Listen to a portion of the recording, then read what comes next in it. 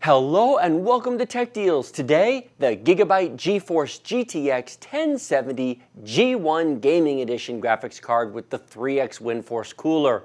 Why should you care about this video? Why should you watch?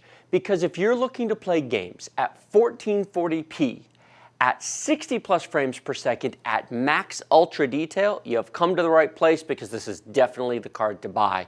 This thing is really fast. But it will also do several other things. Do you want to play at high refresh rates? Do you have a 100 Hz or 144 Hz monitor, either 1080p or 1440p? There'll be a graphic detail setting where you can get those kind of frame rates with this card. You can also do ultra-wide gaming. 3 1080p monitors at high detail at 60 frames per second is totally doable on this card. And so if you're interested in trying out Surround, NVIDIA's Surround, where you can actually spread a game out with ultra complete widescreen viewing, this is definitely a card to look at. I'll tell you why else I like this card. $430. Among the factory overclocked cards with high-end custom coolers, this is one of the least expensive options on the market, and built-in automatic overclocking software to kick it up above 1800 megahertz, and you can manually adjust it even higher. You could easily get up to 2 gigahertz out of this. So it's a very good card for the money. It's not the biggest, it's not the flashiest of all the custom cards, but for $430, it's a value. I really like this card, and I think this very well may be one of the ones I end up keeping because of its size and its price. So, throughout the course of this video, I'm going to be putting some numbers up here. Full disclosure, these performance numbers are not actually from this card. I'm not going to rerun them and test them over and over on every card. I've done a number of 1070 cards. These numbers are from the EVGA superclocked card. However, the EVGA superclocked is almost at 1800 megahertz. This is almost at 1800 megahertz in gaming mode. In overclock mode, it actually goes above 1800 megahertz. They're basically the same performance. So the numbers up here are roughly what you can expect to get out of either card. Frankly, any of the factory overclocked GTX 1070 cards. I will be doing a follow-up review where I put them side by side, the various 1070s, and compare them, but I'll tell you, I do like this one. I really do. The combination of features and capability. Furthermore, the performance increase over the 970, over the previous generation. If your computer has a card from the previous generation, a GTX 970, yes, it's worth upgrading. Let me give you a specific example. Grand Theft Auto 5. Grand Theft Auto 5 at 1440p resolution. Very high detail, crank all the detail up. On a 970, the predecessor to this card, you'll get less than 40 frames a second, 35 to 38 depending upon which specific card you have. This card will easily do 65 plus frames per second. That's almost double. That's crazy. Now, not every game scales quite that much, but on average, you'll get 80+% in performance improvement from a 1070 over the old 970. That's a massive increase. Usually when you jump generations, you jump small increases. You move a little bit at a time. Not this time. This time it is a huge increase. If you have something older, such as a 770 instead of a 970, or maybe one of the older AMD 290s or the old 7000 series, it's time to upgrade because the performance is there. And for $430, you get value for your money. What's in the box? Well, what's interesting is the logo is the same. There's a black logo on the box, and then you take a look at it, and they've got it again on the inside. So let me see here. What is? Oh, that's a box. Okay. So I'm sure it's very lightweight.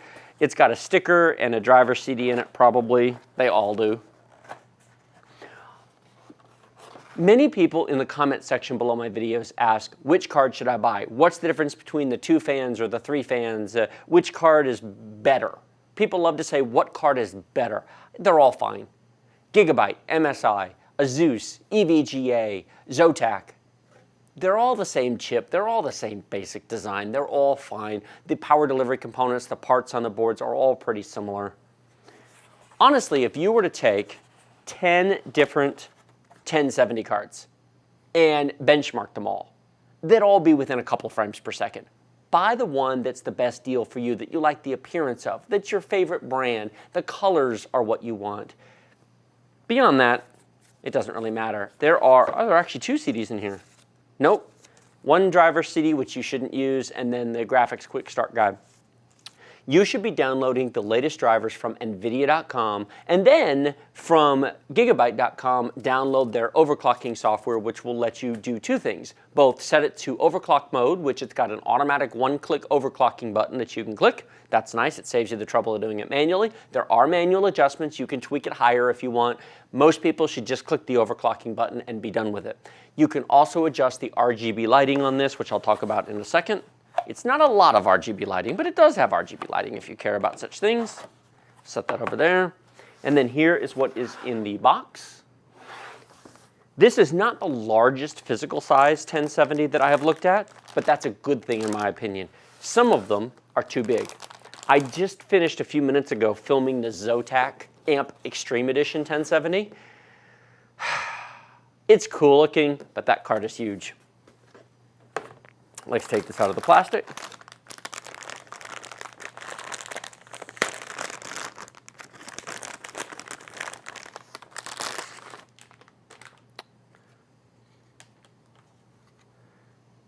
And here we go.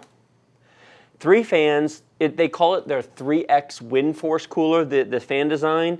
The heatsink runs the full length of the card. The heatsink starts here and runs all the way over here. This does have hybrid copper heat pipe, so it's a good heatsink and it's a good cooling solution. And it's not too heavy either. I like that. That puts less stress on your motherboard. The card's not too heavy. It is a straight 2-slot design so that it doesn't stick out into the next slot. If you want to SLI your cards, if you want to put 2 of them into scalable link interface, this would be a good one to do it with because it doesn't intrude into the next slot. If you've got a motherboard with 3-slot spacing, that'll leave an empty slot in between the cards, allowing airflow in here. That's very important. You've got your SLI connectors up here on the top. If you are running multiple monitors or 4K resolutions, you're definitely going to want to get the new high bandwidth bridge. You can get it from Amazon or Newegg or directly from NVIDIA.com, depending on the design that you like, because there's several different designs. There is a single 8-pin PCI Express power connector up here. I like that. It makes it more compatible with more power supplies. Many of the cards have 2 8-pin connectors. It's overkill, and the reason for that is because the standard design of this card is 170 watts. You can get 150 watts out of a single 8-pin connector, plus up to 75 watts out of the motherboard connector. One 8-pin is plenty for these cards. Some of them, such as the Amp Extreme Edition, well, you're not going to watch it at the same time I film this, but I finished filming it an hour ago, has 2, and it just means you need more power supply. A 400 to 500 watt power supply for most people is plenty for this. If you need to buy a new power supply, for $40, you can get a 500 watt EVGA, or if you'd like a little bit more power efficiency, for less than $10 more most of the time, you can get a 600 watt bronze 80+ rated power supply for between $45 to $50 from EVGA. I would buy one of those. That's all you need for a card like this. Very, very nice. I like it. I like the design. Now, these are not lights. I mentioned the LED lighting before. This is just plastic. The only LED lighting on this card, as fancy as it looks on the box, is up here. The Gigabyte light right here lights up, and then there's a fan stop light. These are 0-speed fans. What that means is when the card is running cool, the fans will turn off and the fan stop light will turn on. If you are just in Windows, there's no need for the fans to turn. The card will be completely and totally silent. If you are light gaming, if you're playing League of Legends, Minecraft, Dota 2, the fans may still not spin. They only spin up when the card gets hot. So if you're just doing light gaming, it may still be completely silent. And then they'll spin up at a slow speed and then ramp up only as needed. Now, if you're playing Grand Theft Auto 5, Fallout 4, Overwatch, yeah, they'll run. But you know, you're also gaming and blowing stuff up and you'll never hear it anyway. The fan system of these cards is so much quieter than it used to be years and years and years ago when video cards used to be loud. They've really made a lot of progress. Ports on the end. Let me talk about the ports really quick. The port configuration has become very standard in this line. In the 900 series, different cards had different types of ports, but most of these cards have the same ports. This one has got a DVI-D right up here at the top. Note it's a DVI-D, not a DVI-I. What's the difference? In the 900 series, you used to be able to use a D-sub adapter that would let you plug a VGA monitor directly into the DVI-D port using just a cheap small adapter. You can't do that anymore. It doesn't work. The analog circuitry has been removed from all the 1000 series cards. Note, AMD got rid of it years ago with the 200 series cards, the R9 cards, so nobody supports it anymore. There are active adapters you can buy that will convert, for example, one of the display ports into VGA. They cost more. They do work if you need to get a VGA card in. But honestly, why are you buying a $430 video card and still using a VGA monitor in 2016? Somebody is, I understand, that's fine, but most people aren't, so they've gotten rid of it. That's a DVI-D dual link, so you can run up to 1440p on that. The bottom 4 connectors will all support up to 4K. The HDMI 2.0 port, which is actually down here on the bottom, that is a 2.0B port. It supports 4K at 60 Hz, good thing. And the display ports are DisplayPort 1.4, which will support 4K at 120 Hz, although there are no 120 Hz 4K monitors, and this doesn't have the graphics power to do that anyway, but it's nice. That feature is mostly there so the monitor companies can start coming out with such monitors, so when the next generation of cards come out, we're all ready for it. But at least it has all the ports you'll need for the life of this card. I like it. I do. It's a nice size. I like the 8-pin port. I like the fan design. I like the width. It's not too heavy. It won't stress your system's motherboard socket, your video card socket, because it's not too heavy. You got all the ports you need, and this is one of the least expensive factory overclock cards. There are a couple of cards which are a little less expensive, this right around the $400 range. In fact, Gigabyte has a 2-fan version of this card for $400 even, but it doesn't have the factory overclocking. You can overclock it, probably not as much as this, but you can. On the day I filmed this video in the first part of August 2016, the 2-fan version was actually out of stock at both Amazon and Newegg. If it's in stock when you watch this video and you don't care about an extra 5 frames per second, buy that one and save $30 if you want. There's nothing wrong with it. They're both fine. If you are willing to pay $30 to get a little extra performance out of it, get the $430 version. Links to both Amazon and Newegg will be in the description below. Note, if by chance this is out of stock when you go to look, don't pay over $430. That's the retail price. If it's out of stock, buy something else. Buy an EVGA superclocked. Don't pay over retail. These are all the 1070s have been in stock lately, and they're staying in stock, so the supply problems have been solved. So definitely make sure you don't pay over $430 for this card. Hopefully, maybe it's discounted. It'll be less than $430. Who knows? I do recommend it. I do like it. I am going to be doing some live videos coming up soon. These performance numbers don't tell you the whole story. The numbers I've put up throughout the video, they're just an average. They don't tell you how smooth the game is. They don't tell you what the minimum frame rate or what the lag between pressing keys and things happening on the screen is.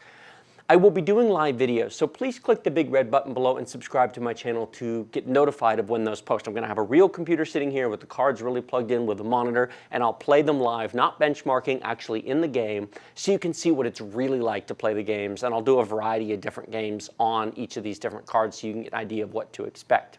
Like the video if you like it. Don't if you don't.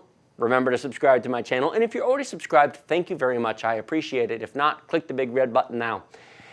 Comments, questions, thoughts, feedback, suggestions go in the comment section below this video. Tell me what you think. Do you like Gigabyte? Do you not like Gigabyte? Do you prefer a different brand? It's totally personal preference. I understand that. When it comes to picking any of these cards, honestly, it's really personal preference.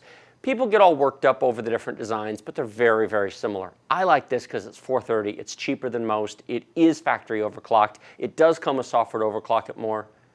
Yes, I give it a thumbs up.